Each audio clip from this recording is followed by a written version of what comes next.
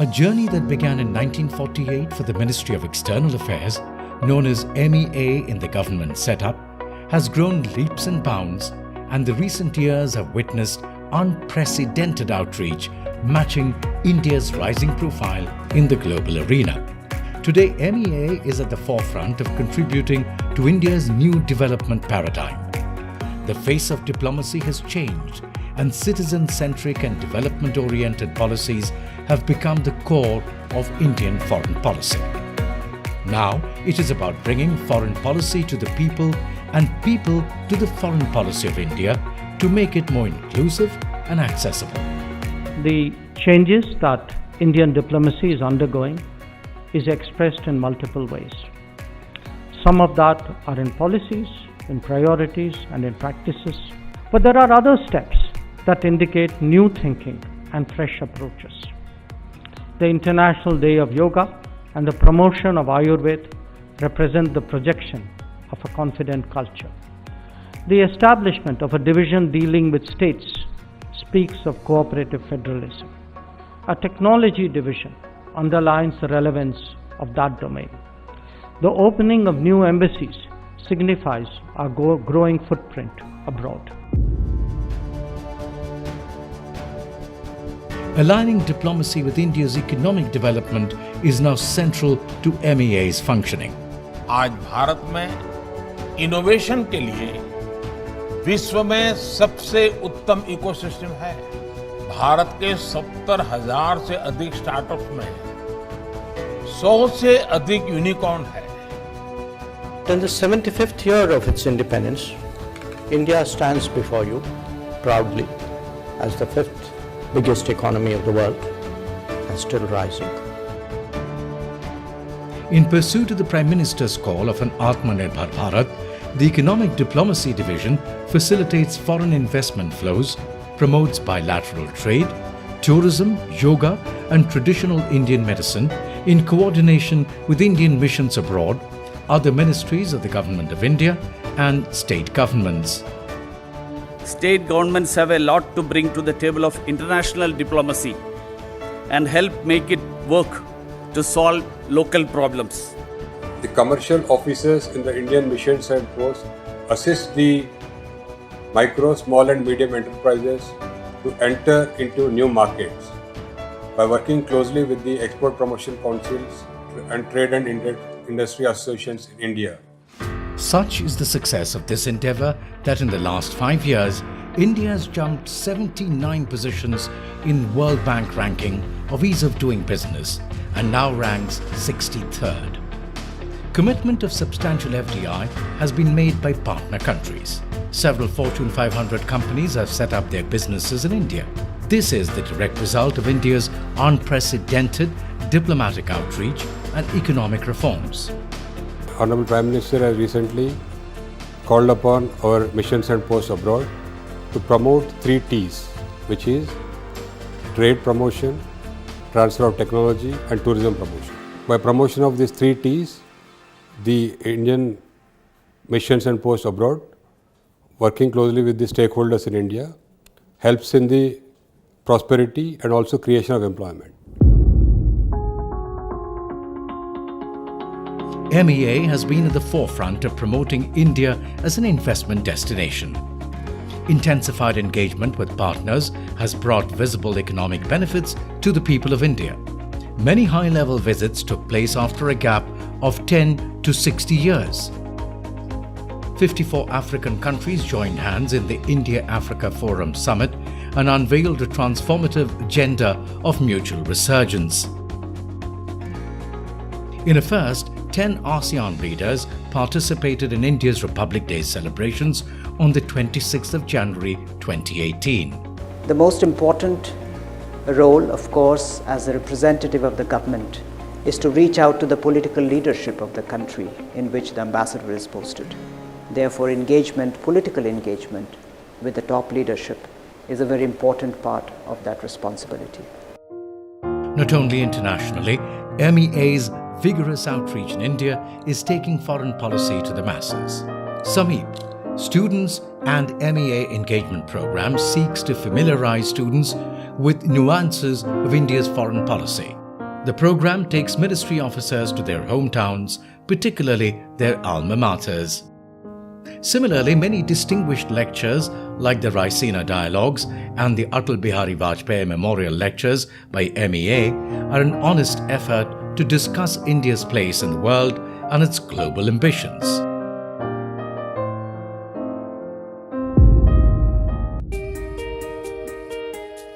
The objective of a vibrant foreign policy is to keep our borders secure and forge partnerships with like-minded countries to ensure that we achieve a stable environment for the country's development. हम उस देश के वासी हैं जिसने दुनिया को युद्ध नहीं बुद्ध दिए हैं. India has been a leading voice against terrorism, piracy, drug trafficking, human trafficking and fake currency.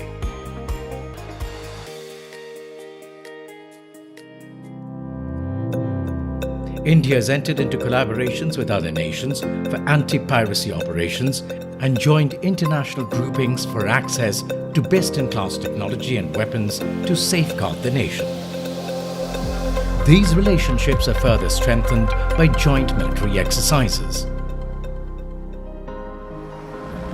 For peacekeeping, India has contributed nearly 195,000 troops, the largest number from any country, participated in more than 49 missions, and 168 Indian peacekeepers have made the supreme sacrifice while serving in UN missions.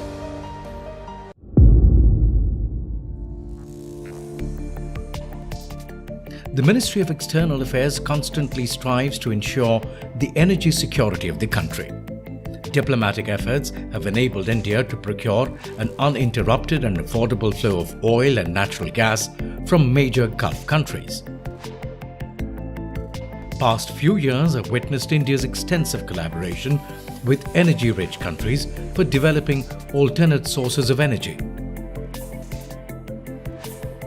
As part of our commitment to clean energy, India, together with France, proposed the International Solar Alliance for all countries between the tropics.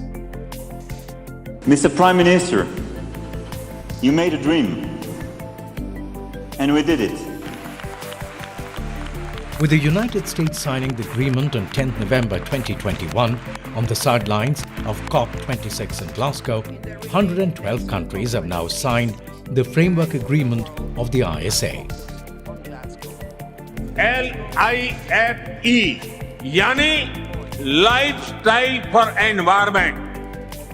आज जरूरत है कि हम सभी लोग एक साथ आकर कलेक्टिव पार्टिसिपेशन के साथ लाइफस्टाइल फॉर एनवायरमेंट यानी लाइफ को एक अभियान की तरह आगे बढ़ाएं. With Nepal, Bhutan and Bangladesh, India has developed hydropower projects so that excess power can be supplied to India's northeastern states. As far as hydroelectric power cooperation is concerned, I think there too India has played a big role. In fact, during the Prime Minister's visit, we will be launching a stamp marking 50 years of hydropower cooperation between India and Bhutan, beginning from Chukka, Tala, Kurichu and now Mangdechu, and going forward, looking forward to the Sankosh hydroelectric power project.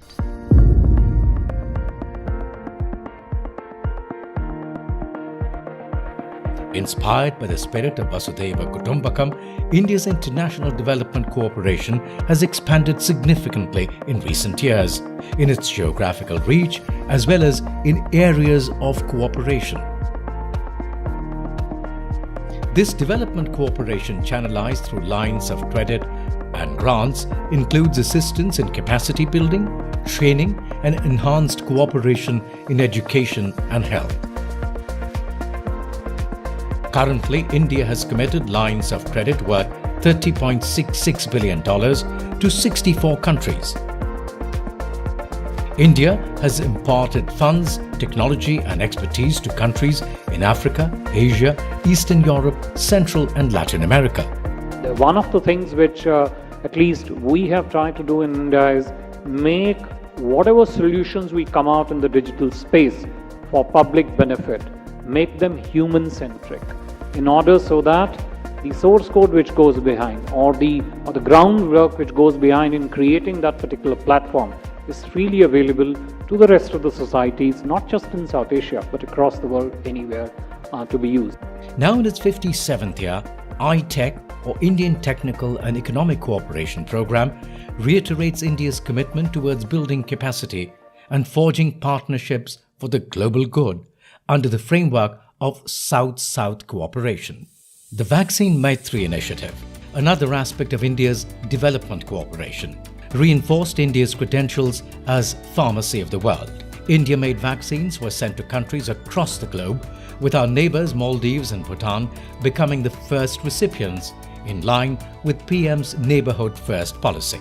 India has supplied more than 70 million doses of vaccines to 93 countries and 2 UN entities, including the UN Peacekeeping Force.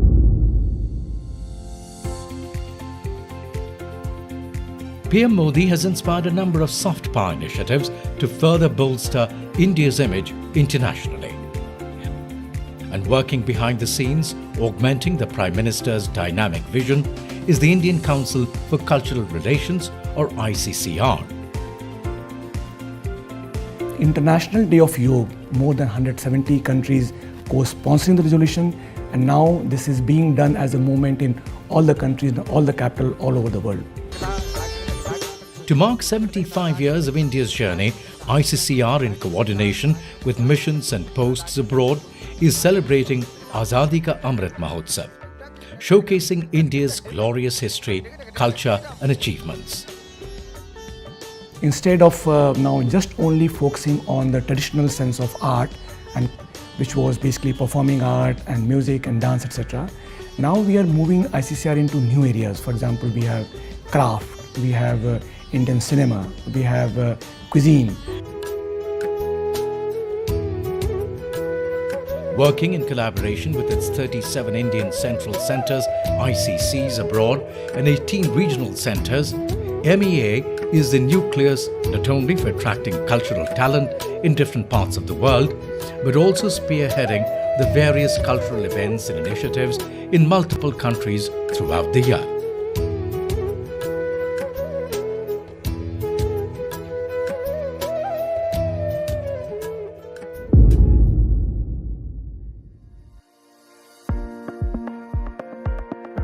Constant learning, upgrading and rebooting are tenets of a diplomat's life.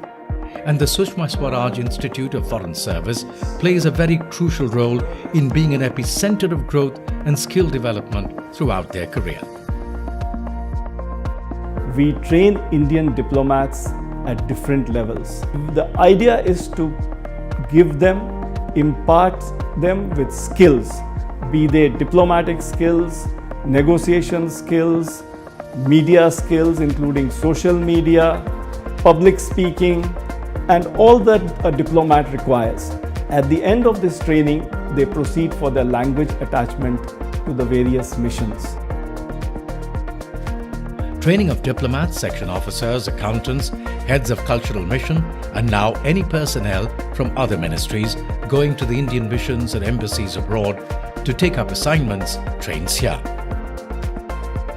The second vertical, which is training of all foreign diplomats in India.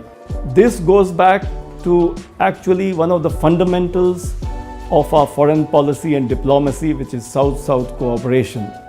The course is really well structured with various programs such as Bharat Darshan and mission attachment, and also a lot of extracurricular activities.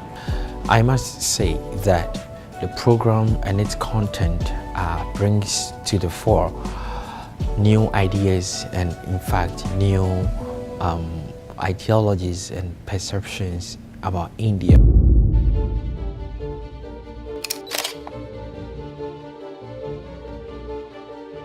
MEA's commitment to serve Indian people can be seen by how in the last few years it has completely revolutionized the passport services.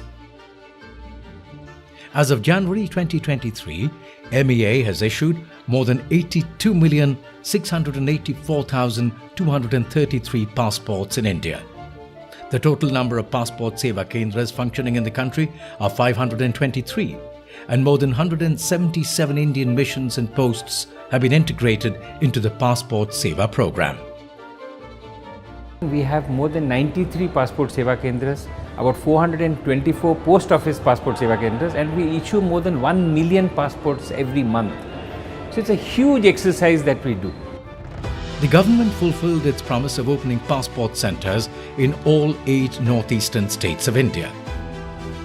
Now a passport is delivered to your doorstep in minimum 3 working days flat. It was easy for us locals out here to have passport office. We don't need to go to Assam. For MEA, the Indian diaspora is a valuable asset and a crucial part of India's growth story. And therefore, for the first time, the Prime Minister forged personal connections with them all across the world.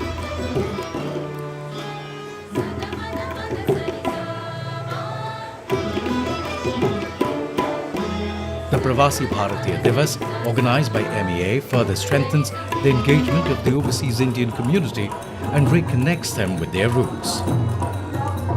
In the, I would say, memorable words of the Prime Minister at a legendary diaspora event, he said that "Hamara to khoon ka rishta hai, passport ka nahi."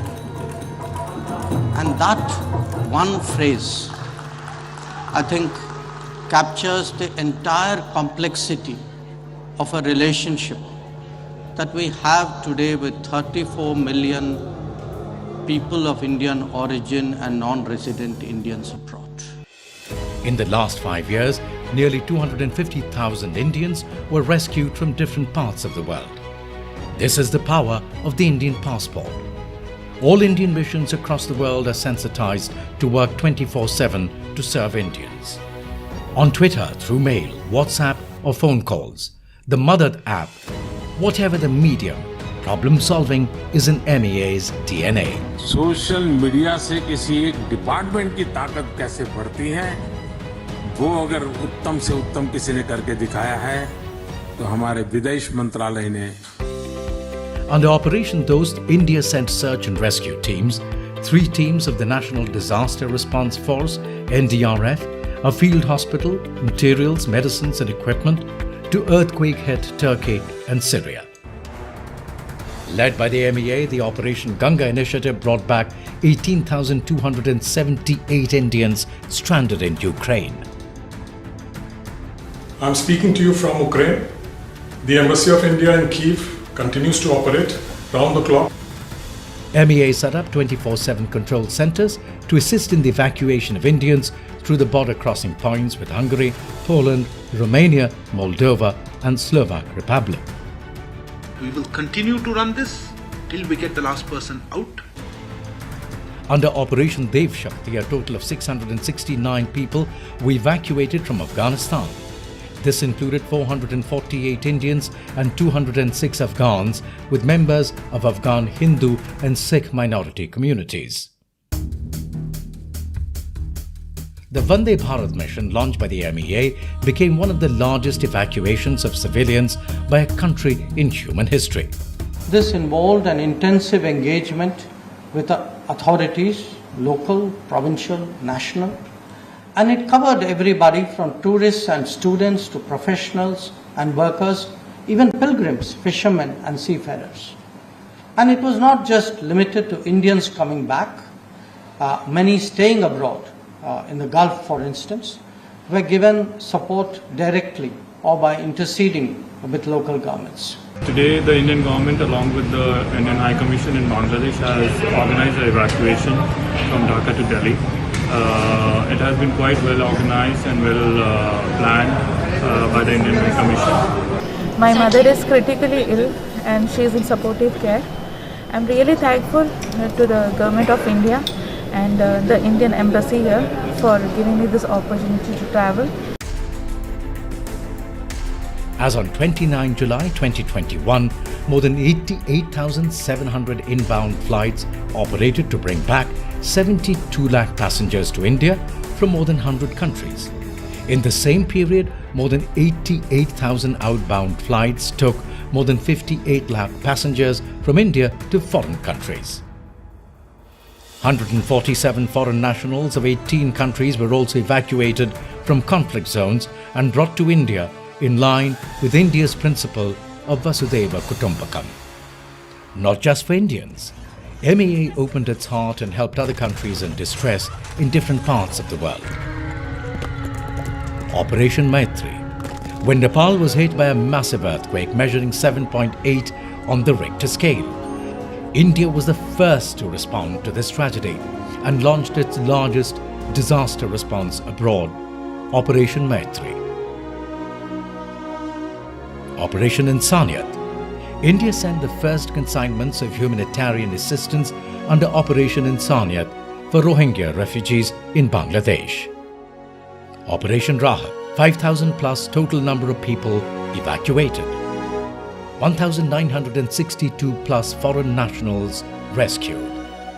48 plus countries whose citizens were rescued by India in Yemen. The first responder in extending assistance to neighboring countries in time of distress with resources, financing, and guidance. When India grows, the world grows. When India reforms, the world transforms. I think the India way would be a country which brings its capacities to bear on the international system for global good, which is a net security provider, which is a contributor to connectivity, which is firm in dealing with challenges like terrorism, which has its values and practices, which addresses global issues like climate change, to be more of a decider or a shaper rather than an abstainer. I would say India owes it to itself and to the world to be a just power, a fair power, to be a standard bearer for the South. I think it's part of our history, it's part of our political inheritance. I think India must live up to those obligations in a practical way and be the voice for the South.